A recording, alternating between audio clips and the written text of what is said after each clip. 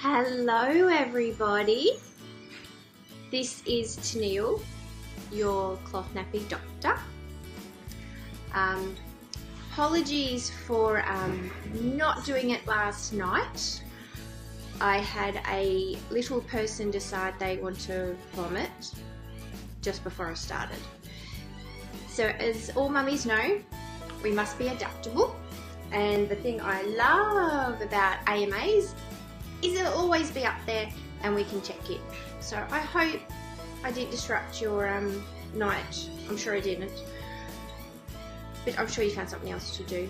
So we're going to talk about sensory and what we mean by sensory, and we've had got a very noisy magpie. I'm just going to shut the window.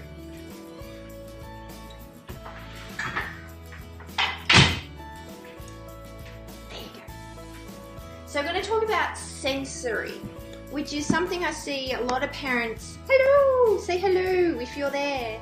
So I see a lot of parents, new parents particularly, with sensory, James might pop in and help me find the right words if he sees me floundering, with sensory issues their child may have. So sensory issues can be as simple as, I don't like my clothes too tight, or my clothes are too loose, or I don't like the feel of wool, or they're a really messy eater, or they got to have their toast cut a certain way, or when they're teething and they're just chomping and you're just like, I can't keep up. And sometimes it's really hard to understand as a mum or a dad or a grandparent. But sometimes when you talk to your family, which is what we found, and I'll talk about our experiences for you as well. With my family, once you start talking to family about, this little frustration, like they're a really noisy, really messy eater, or they eat the sleeve of their jacket, you'll find out that either you did it as a young child or someone else in the family did it. So sometimes it's not hereditary, but someone else did it. So in our family, we have a sensory seeking boy, which means he's always chewing. His hat is eaten, his sleeves get eaten. We end up giving him some silicone to chew on to try and fix it. He'd lick fly screens. I know, at the moment he's eating dirt, because that tastes good and it's crunchy. And then we have the opposite end of the spectrum. So sensory seeking is, I can't get enough to chew and hold, and they like to, maybe don't like to be held too much. All right.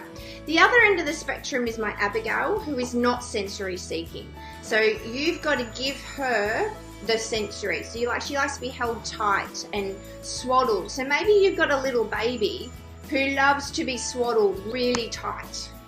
And they just love that feeling. And then maybe you've got another child who does not like to be swaddled. Do not pat me, just stay away, no. But you're going, but it worked for my first child. It's normal.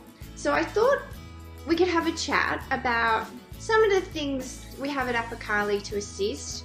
I'm happy to share any of my experience. I'm not an expert at all. The experts in this field are your paediatricians and your GP if you've got any concerns, but it's your occupational therapists and your physio and your speech therapists. But at the one end, so I'm quite up the far end of the spectrum. Down the other end of the spectrum is just how to deal with when you have two children or one child and trying to figure out, how do I deal with this? So maybe your child doesn't like to wear sneakers, or doesn't like to wear shoes, or doesn't like to, there's 1,001 things, and as a parent, you've just got to be adaptable. So I feel your pain, I really do. So I think my best bit of advice is try and go with the flow. Try and think about, is it a sensory issue? So if they're toddlers, is it a sensory issue? Maybe it takes shoes for an example.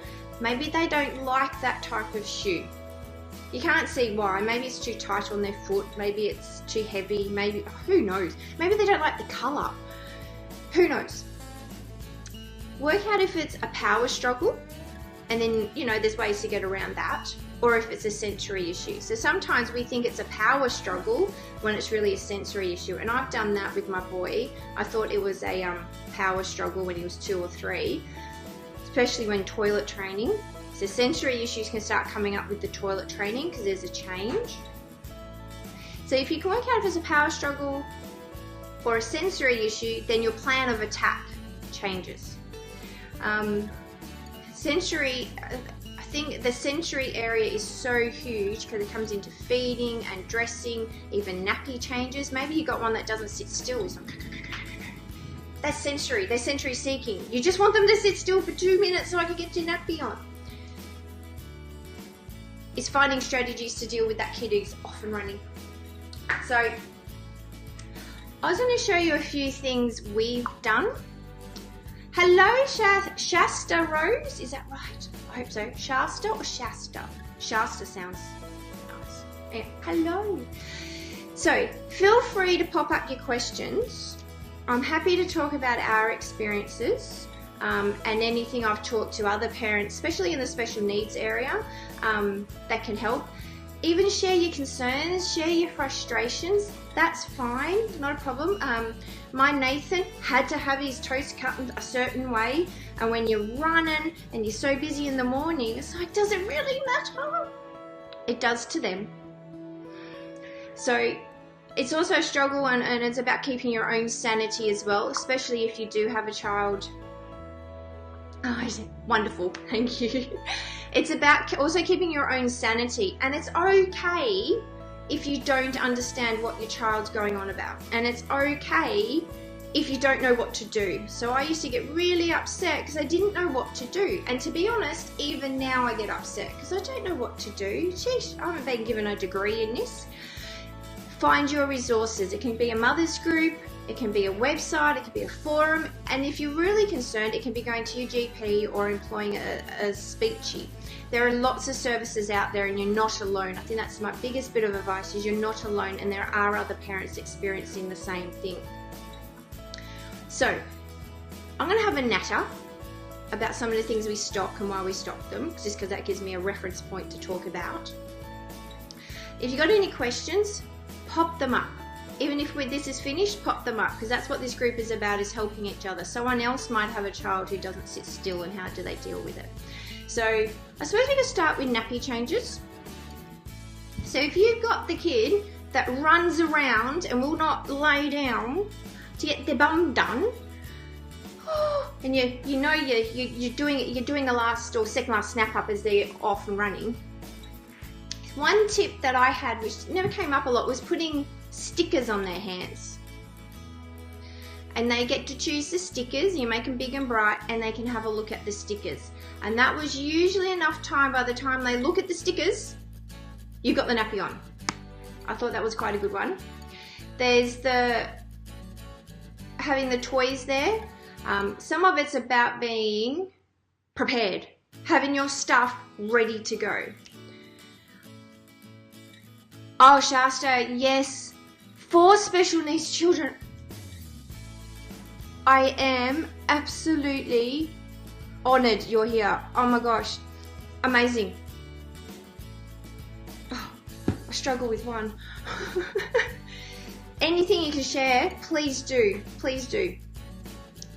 So nappy changes. Another one is finding a nappy if they're up and going and doing it so it can be pulled on and off is the other option. And I know Grow Via can do a pull up with their all-in-one. I know the Bummis all-in-one can do it, and looking at different options. It's about talking to people as well. Shasta says, with nappy changes I count starting from really small so they know once I'm at 10 they can go. Yes, and I wanted to note also there's different strategies for different special needs as well. So that's one. So my Abby at the moment with her nappy changes likes to put her legs up, which makes it really hard to clean, and Abby's 12 and her legs are this long. So she likes to put her legs up which actually makes it quite difficult to clean properly. So with Abby, I've got to use a firm hand to bring her down. Sometimes a firm hand is what a child needs. Don't hurt them. I'm not saying hurt them. I'm not saying grab them. But sometimes just resisting, they might be looking for that resistance against, and it can be a bit of a game. So you resist where they're trying to go. That's one tip. Maybe James will pop in if he has any. So nappy changes. What else? So stickers, toys. Them helping you. If your child's at an age that they can help you, get them to help you with the Velcro, if you've got Velcro nappies. Okay, if they're all right with those and they're not trying to take them off. Get them to wipe their own bum. There's no starting too early when it comes to that area. All right, toilet training. So toilet training can be really simple and easy, or it can be really difficult and take forever. There's two ends of the spectrum. I had one boy who did it in 2 days and Nanny taught him. I had one boy who took 9 months and refused to go to the toilet. We ended up finding pants, toilet training pants worked for him. The other fella, it didn't. So looking at different tools, and there's heaps of different gadgets and tools and toys. And you're going, which one do I need? So one thing that we find in the special needs world is a lot of the different toys that babies have, and next time you go to the shops, have a look, they might be really bright, but there's no tactile to them. They're a smooth plastic. So have a look, or it's a very short-haired fabric. So you got Teddy, right? I don't have any here because people buy them for Abby and we ended up getting rid of them all. But have a look at the toys. So maybe there's a different type of toy your child needs. Maybe they're not really interested in the smooth plastic. So we found for Abby these because they're bumpy. So with Abigail likes to chew. She's actually at the chewing stage. So like a 3 to 6 month old, she's just learnt she has a mouth and she can chew. Which is really exciting. You know, my girl's growing up. She likes to chew. But a lot of the toys the teething toys are too smooth. So there's nothing there for the tongue. Just think if you want to chew on something, there's nothing on the tongue to really, they want to really go for it. So we give Abby one of these and she chews this end of it and it's got the little dimples on it. And she likes chewing that and she can feel it with her tongue. Some kids like that. Another thing we do for Abby when she wants to chew is, where is it? We get a wet washer. And one that's a double terry. That's not too smooth. Sometimes the cotton velour or the bamboo velour, it's just too smooth. There's not enough texture. So we use our bamboo wipes. We wet these in cold and sometimes we put them in the freezer, especially hot days. And she'll chew on this. And it's safe for Abby, so make sure you choose the safety. If it's a really hot day, we take a flat, I folded this for a question later. You can take a flat and wet the whole thing, and it teaches them to use, because their hands get stuck, you know, watch the age of your child and what they can do. Or a pre-fold, that's clean, and wet it and chew it, or a washer or a hand towel. We found those simple things have been the best sensory seeking. Cardboard box, can't beat a cardboard box. All right, what else do I want to talk about? Let's go teething. So your bub's teething, a lot of the teethers I've seen around are very, as I've said before with the toys, they're very smooth. And if you think on that, they're trying to gnaw on that tooth. And if you look at the rusks that you can buy in the shops, the little rusks, they're quite tough and they're not smooth. So I don't know why they make a lot of toys smooth. So if you're looking for toys, find something that's got a bit of texture to it and they can gnaw, you know, it feels good. You know, if you've got a headache, you do this. Okay, so I think that's a bit like what it's could be like. Abby loves to chew. The boys were the same, they chew, chew, chew. So you can find Bibs, and one of the things you can have trouble with is when they got all those toys and you found the right thing and they love it, they can drop them. So if you're out and about, you can drop the toy, lose it, it gets dirty, then you got to wash it, and you got. Okay. So finally things are picking up, and products are coming out that are more suitable for what we need. Frozen peas are great for teething in a bag, and if it breaks and gets some, it's. I like that. Just watch the choking hazard with little things. I'm just going to put that in there, Shasta. But I like that idea. Abigail had a little, and the boys had it too. It was a little, like a holdy thing, and had a net on the end. And we used to put banana or soft pear in there, and they could chew. And big bits didn't come out, so that was really good. So some products now, you've seen these around, they have the silicone on the bottom here. So if your child's old enough that they can go, oh, I've got something here they can chew, and it's textured, it's not smooth. So I've seen some other brands come out, but they're smooth, which I find very, there you go, okay. But these ones are textured on both sides. And the kid can chew on this instead of the bib. The older ones, yes, yes. So there you go. So Abigail's wears hers, but she hasn't, her hands are still developing to grab and chew. But if your little one knows and is a chewer, you know, and they can get it right in there and have a good chew. All right, so there's those. Something we put together ourselves, because Abigail would keep dropping her toys, is you can get the little, I think it was Linkadoos. I might be showing my age now. You get little Linkadoos. There are also, I've seen some Velcro things as well. Just get anything you can hang off, whether it's the high chair or the chair or your pram or your wheelchair as well, that if they drop it, you can either get it or they can get it, and it's not going to fall on the ground. So we, with a friend, designed these, and they have 4, which we use for Abby, they have 4 corners that you can snap things on. Alright, so one snaps on wherever you want it to go, and then you've got 3 spots for snapping. So we actually use these for the boys' shoes when we're out and about, because we didn't have a bag. We snapped their shoes on. And then we made a bigger one, same idea, for wheelchairs, because the kids are usually older and need a bit more length depending on the type of wheelchair. So we have those. So find something you can connect it to, so you're not, so reduce keep your sanity. I am aging, yes. So find a remedy to actually, so you don't have to make it more work for you. So if you do have a sensory seeker, they are not more work, they do test you, and you got to keep moving, you got to keep going, you got to keep thinking, and they test it up here. So finding ways to keep your sanity is really important. So there's those. What else we got? I went around. And I got, this was another sensory. So this one's got the fabric, it's just a cotton, but what I like about these is this material is a higher, I dropped the word, pile. Okay, so there's an actual, you can actually feel it, and it's got a little teether up the top of here, and it's got little bits that hang off. So some of the taggies that I've seen around, there's just not enough difference between the materials.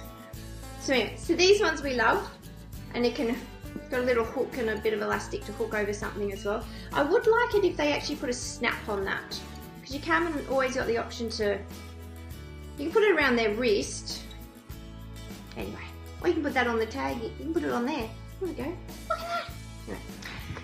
There you go. So, and that's not smooth either, it's got little lumpy bits that they can chew on. So in Las Vegas we met Jellystone again, and we're bringing in some Jellystone for kids who like to teeth, and their products have got texture on them, they're not all smooth. So a lot of the ones that we see from other brands, it's just a shape and it's smooth. Okay, so they've got texture on theirs, which is what the kids want, is that, just think, I don't know. Think when you eat a salad, so if you just eat a salad and it's lettuce and tomato and cucumber with a bit of meat, it's not really exciting in your mouth. But if you add a few bread cubes, what are they called? Oh, how embarrassing. Or you add a crunchy element or crunchy bacon, you go, oh, this is really good. Okay, so there you go. Feeding.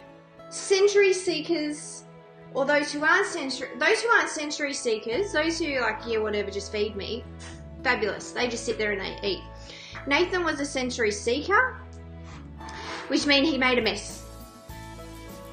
At the end of the day, kids are going to make a mess when they eat, when they're learning and they've got their hands. If you've got a sensory seeker and they're messy, and if you're a really neat, tidy person, I urge you to challenge yourself and let it go. They will be so happy just playing and touching and shoving it all through their hair and their face. They will love you if you let them to do that. I know it's easy to clean up and make them clean, but letting them go. So I used to fight Nathan and try and keep all the food in his mouth and not let him play. In the end, because my Daniel, he was very clean. It went in his mouth. You know, he was easy. He just ate. That was it. He was just, yep, he just went with the flow, and he wasn't very messy at all. Even his birthday cakes, he wasn't messy. Nathan, oh, jeez. But once I let him go, it was no more a power struggle. It was no more, and it was less cleaning up as well, because they only cleaned up in one go. So I've seen people underneath the chair that you might use put a big shower curtain. They get a big shower curtain, and some people cut it in a nice big round circle and put that under the chair, you know, like those Lego mats, and then you pick it all up, you take it outside and shake it, is one way.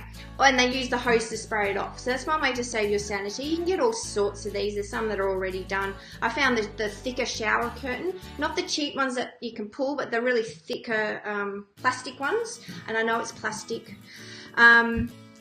Yeah, that can save your sanity and let them go. A high chair that is not too fandangle, something that's very easy to pull apart and clean will also save your sanity. So some of the high chairs these days are so intricate, and they've got bits that carry on and plug in. Oh no, something that's easy to clean will help you. And it's, oh, got a delivery. I love that idea, Biz. Call the dogs inside to clean. Yes, great idea. Especially if they're big dogs and you've got a really messy eater.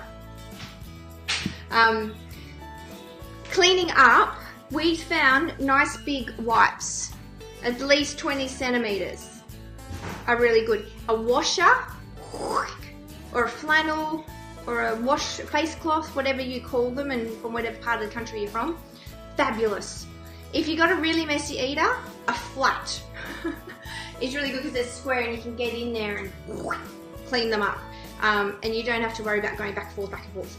Okay, so a big cloth and a terry material. Again, those velours can sort of just slide off. But they're good for the last, shining their lovely face. Oh, teeth brushing, that's a good one. Thank you. That's a good one. So teeth brushing for sensory, they don't like it.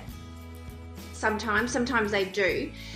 So Abigail will switch from being, yep, I want the full electric toothbrush in my mouth and we can scrub, to don't touch me, you can't get in there. So we alternate between the two. So what we found, depending on what your child's like with the teeth brushing, you can get the little finger ones.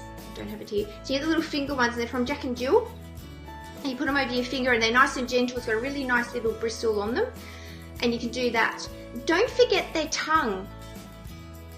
They love their tongue being done. And if you watch your bubs, they might have 2 teeth. Okay, and you just do their 2 teeth up top or bottom. Do their tongue. They'll love it. And they'll pop it out again and do their tongue again. Just be gentle, nice and loose. And then you can upgrade in the toothbrushes. So if you've got a kid that's a little bit standoffish, just go very slowly as you upgrade with your brushing. Some kids really like the strength of the power toothbrushes. Go for it. Go for it. So go with what your child likes, within your budget, within all of those things. But just watch them, see what they like, and yeah, teeth brushing. Eating. Sometimes eating can be a struggle. Yeah.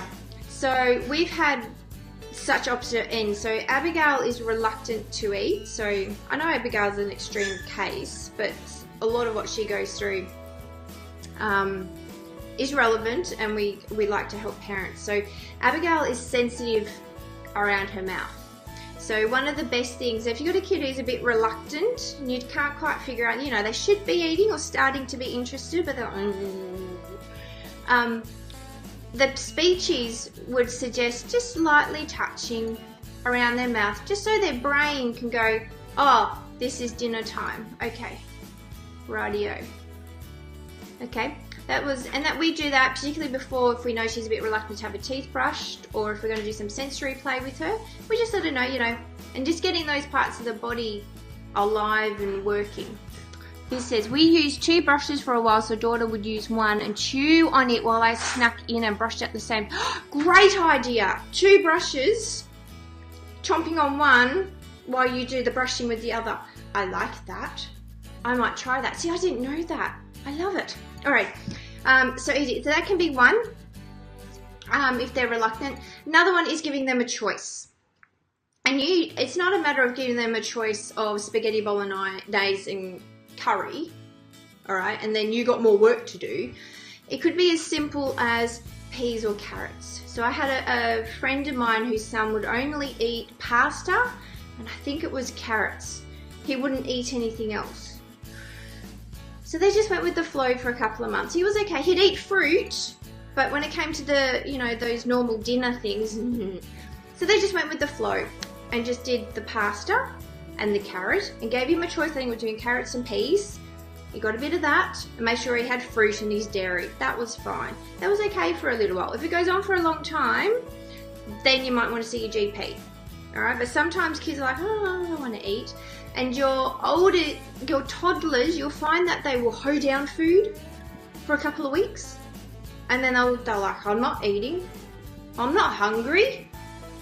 Just their body's growing. And same as your breastfeeding bubs at night, some need to suck a lot, not because they're always hungry. My Dan was like that, he liked to suck.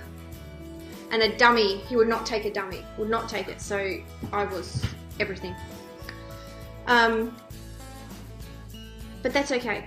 So you can probably, if you're thinking about these things, you can probably see it from birth. You know, whether they were a bit of a sucker, whether they were a bit whingy, whether they were a bit of colic, whether they were really snuggled.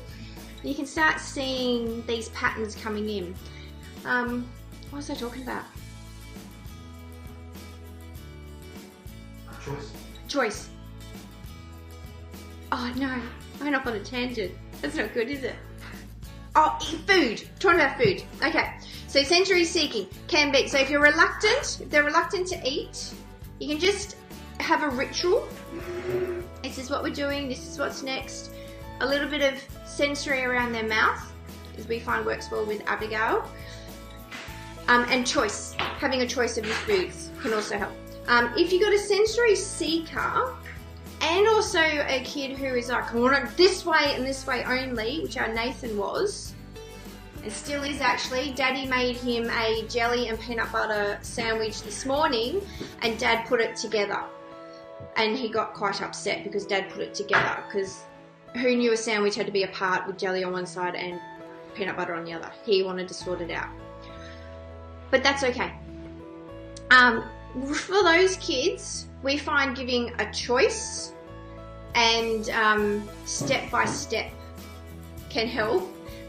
And you saying, do you want it so say toast, do you want it toasted or bread? And not just assuming they're going to eat what's in front of them. Do you want butter or peanut? But limiting the choices. Don't give them the whole choice of the cupboard, because that makes your life harder. All right? And just experimenting. Hi, Cecilia? Celicia. It's not Killian. Oh, I think I've had this trouble before. Some nice firm pressure through other big joints before meals can also help with getting ready. Yes, that where am I in space? And this is where I need to be, and this is what I'm doing. I like that. Very good. Yes. So I love this. We're all sharing. Yeah, so giving them a choice. So with Nathan, he still struggles with this, having control of it and how he wants it exactly. As they get older, let them actually do it themselves as much as you can. let them do it themselves. Then they get exactly what they want, and there's no arguments. Thank you. So this morning, and when you're in a rush and you've got multiple kids or you're working as well, James is going to come by and do the mopping. He's a good house husband. Give them a choice, but just give them 2 choices. And Dad, I've been told if you want them to choose something particularly, put it as your last choice. So if you don't want to do toast, you just want to do bread, put the bread as the last choice, and they generally choose the last one. I'm not sure what age that is up to. I think it's about 2 or 3, just because they haven't got the cognitive to figure it out, unless your kid's really smart.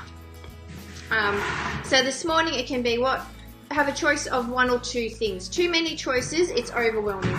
They can't do it. And letting them do it themselves. Shh, isn't he noisy? Can't get good help these days. Alright, so feeding. So if you've got a sensory feeding, these sort of bibs or some sort of old shirt comes in really well with the long sleeves. It can all fall in here, and there's less cleaning up, and that mat under the chair. We have found Nathan takes really well to the reusable pouches because he's feeding himself. So if there's so you can get spoons from Boone that are a squeezy spoon and comes out. Sometimes your child can hold themselves. They've got a few really good options. So there are your reusable pouches, and because you've made it this far, this is our giveaway, a pack of 4 reusable pouches with the child safe lids today.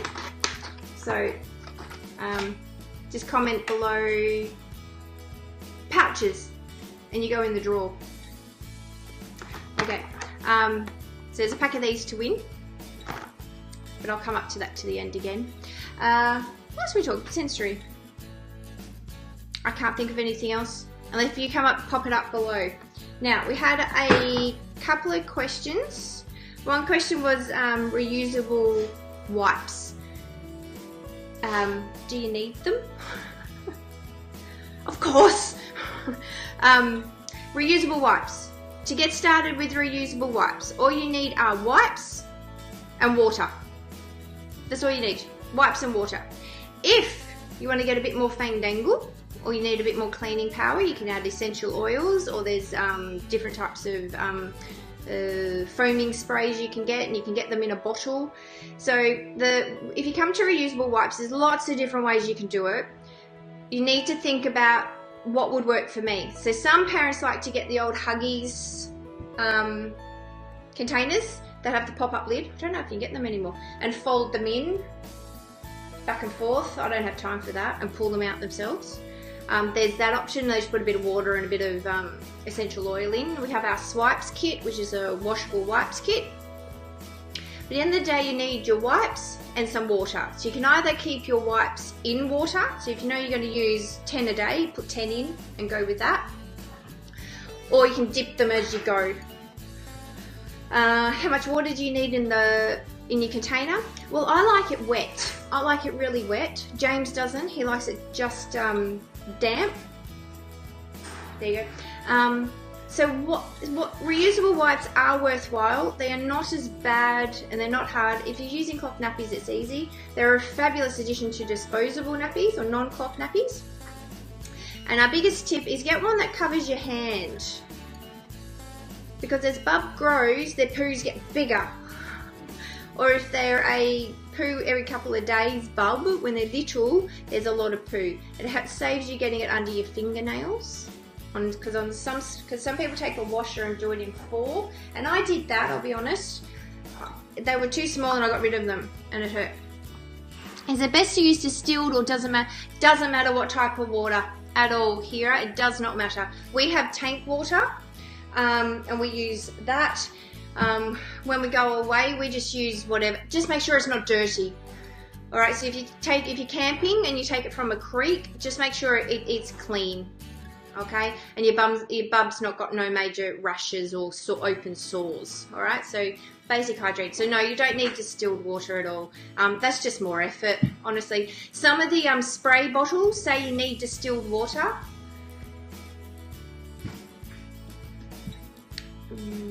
I don't, but they're their instructions, so I would stick with that. But for me, that's another cost and another step that I just don't need. If you got tank water and if you got good quality water at home, I don't see how it would be an issue. It might be just the pump, how much froth you get could be the issue because it's pure water instead of got bits in it. But your water at home will be fine. Just fill up your container, dunk it in, and off you go. So we just use water with a few drops of essential oil and our wipes, and then our wipes go straight into in with Abby's nappies. Is how we do it.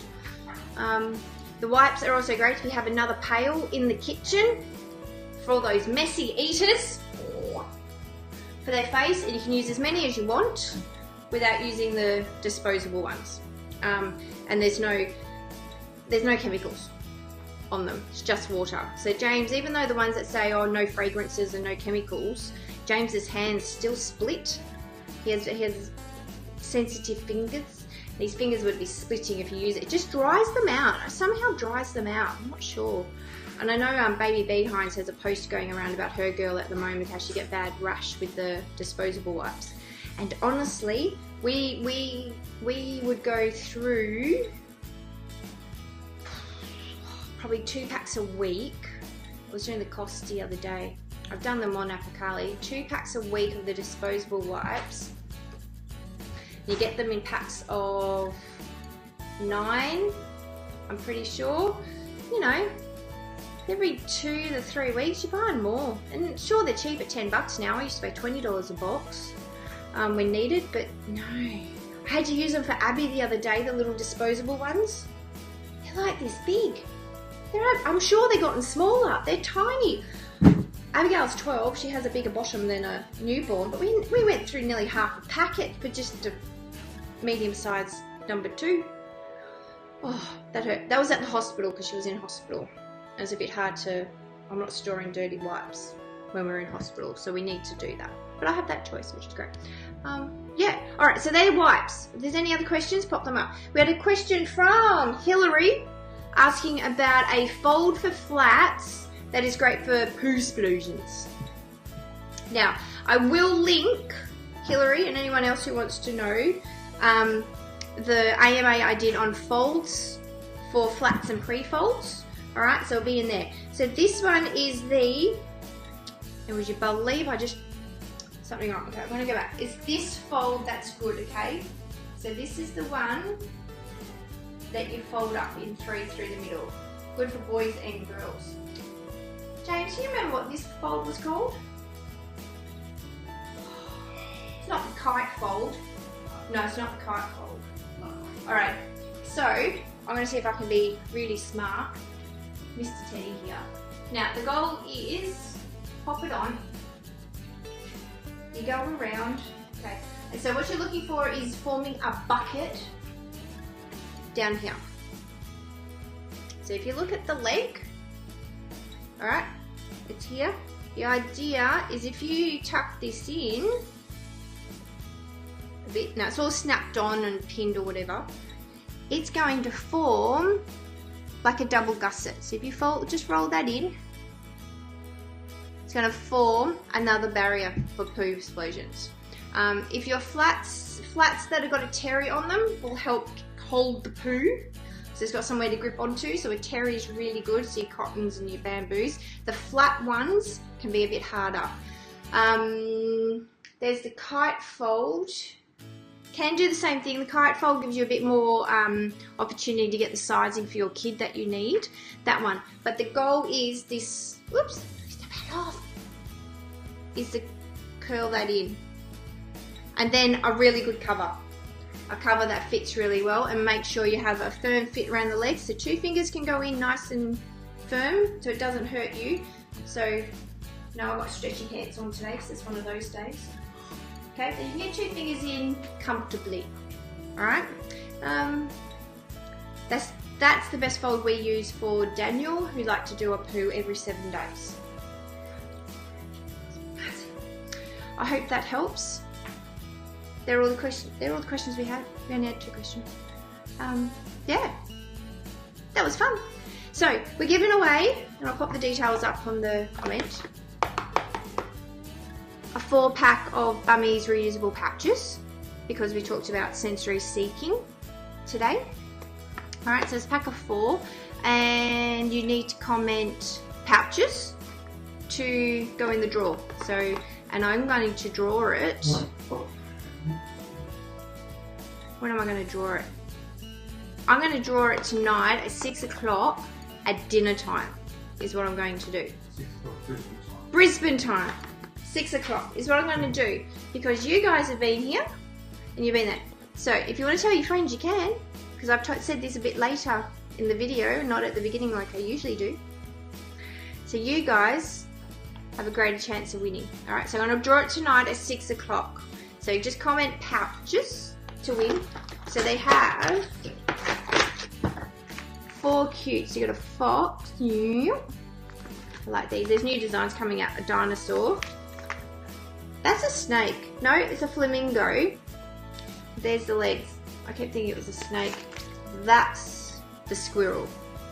And they come with the choke safe lids too, which I really like, because a lot of brands have stopped doing the choke safe lids for our little ones. Alrighty. Okay. So thank you for your support in joining me today, seeing I had to cancel last night. Everything was fine. My kid is fine. Not a problem. They just have bad timing. Alrighty. So I'm off to what? What am I off to today? Packing orders. So if you've ordered, it's on its way today. Care Bears are on their way. So if you have a Care Bear order, hoping by Monday. They have literally been stuck in customs and I'm not very happy at all. But we're working on it, and if you have an order, we've been in contact via email. So go check your emails if you have a Care Bears order. Talk to us, please. Talk to us. We are as frustrated as you. I've got the sale at the moment, 20% off store-wide. It includes ex-library and items currently on sale. Pouches! Pouches! Wonderful. Okay, so 20% off is our last sale for the year, last big one, which we always do at the end of November, because December is all about Christmas. So it applies to everything in store apart from packages and trial packs, and terms and conditions are on there. So, okay. Have a wonderful day. I hope you have found this useful. If you would like to share anything below or ask any questions in the community, please go ahead. That's what we're here for. Alright. I will have a lovely, lovely Thursday. My gosh. Thursday. Tomorrow's Friday at least. Wine night. Wine on Fridays. See you everyone. Bye.